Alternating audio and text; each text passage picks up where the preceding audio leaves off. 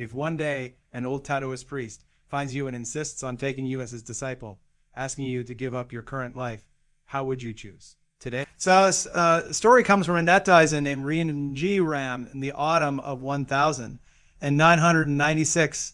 Little Ladu was in the second year of junior high school.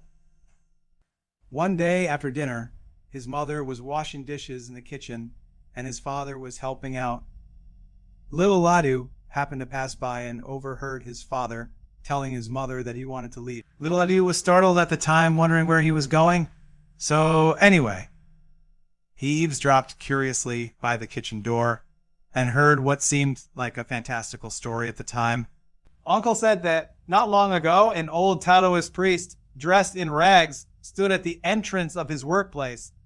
He thought the old man was begging, so he gave him some money. But the old man refused it and just kept staring at Uncle. He thought the old man might have mental issues and didn't pay much attention, just rode his bicycle home. However, the old man followed him to his doorstep and claimed to be a Taoist priest who had come down the mountain to find a disciple to pass on his teaching. You see, when encountering such a situation, right, those with good tempers might think he's a scammer, and those with bad tempers might curse him out directly. But what about Uncle? He ignored the old man and went back inside.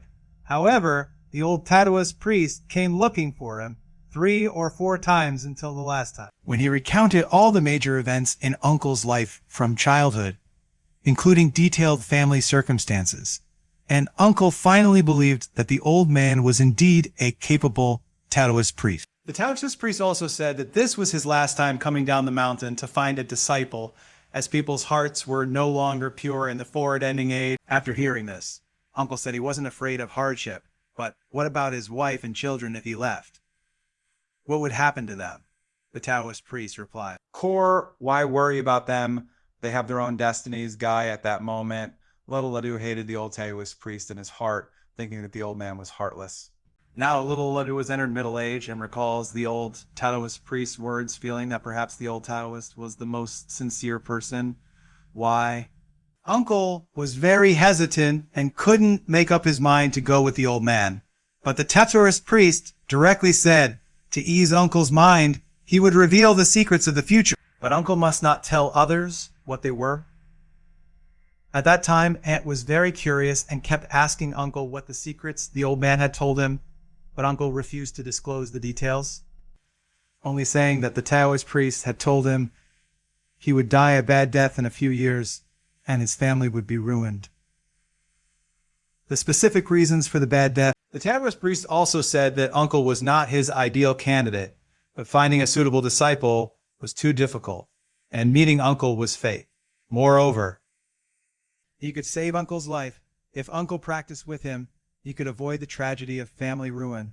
When Uncle heard this, he was tempted and decided to go back to the mountains with the old Taoist priest. So he had all these things that little overheard. So Uncle and Aunt talking about this matter also took a great deal of determination to start talking about it. During those days, little Ladu didn't say much. After all, he was still young and didn't know how to express some things. But he hated the old Taoist priest in his heart. However, Aunt cried every day, which showed that Uncle was also very entangled, because little Ladu also saw his father cry secretly many times. But whatever time would not stop for this. And the day of the appointment came pretty quickly. When the old Taoist priest came to take Uncle away, Uncle changed his mind, crying and saying that he couldn't bear to leave his wife and children, thinking that no one would take care of them if he left. The old Taoist priest could only sigh, as if he already knew that Uncle would not go with him, and said a word to him, "Take care of yourself. Don't regret it later." Jin, Uncle was polite to him at the time, saying that they would meet again if fate allowed. But the old Taoist was very decisive, saying that they would not meet again. All of this was overheard by little Ladu at the door. At that time, he was relieved that his father was not leaving, and he would still have a lot of pocket money in the future, because Uncle was very good at making money at that time, and little Ladu's family conditions were envied by everyone around since he was a child. Aunt was very happy to know that Uncle was not leaving and cried for a long time, holding Uncle. But she was also worried that the old Taoist priest would come back to find him. However, Uncle said he wouldn't, and Aunt finally breathed a sigh of relief. So in fact, the story has been told, And you should have guessed the ending. The old Taoist priest, who should be a true practitioner, successfully predicted that Uncle would die a bad death and the family would be ruined. In 2000, and one uncle committed a crime against the national law, was arrested and sentenced, and was diagnosed with late-stage liver cancer in prison. He was released on medical parole and passed away within half a year. And the family was ruined. He thought he could take care of his family and not go with the old Taoist priest. But the Taoist priest said he couldn't take care of his family. And his wife and children each had their own destiny. And it turned out that all of this was true. Now, little Ledoux often thinks that if Uncle had gone with the old Taoist priest at the time, everything could have been avoided.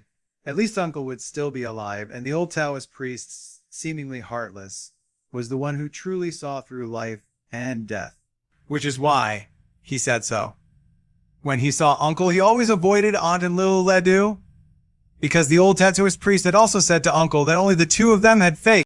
After experiencing family changes, little Ledoux has also experienced a lot and grown a lot. In fact, he's grateful to the old Taoist priest for his intention to save Uncle's life. So today's story, in addition to being curious, a more important point is that people are sometimes very contradictory.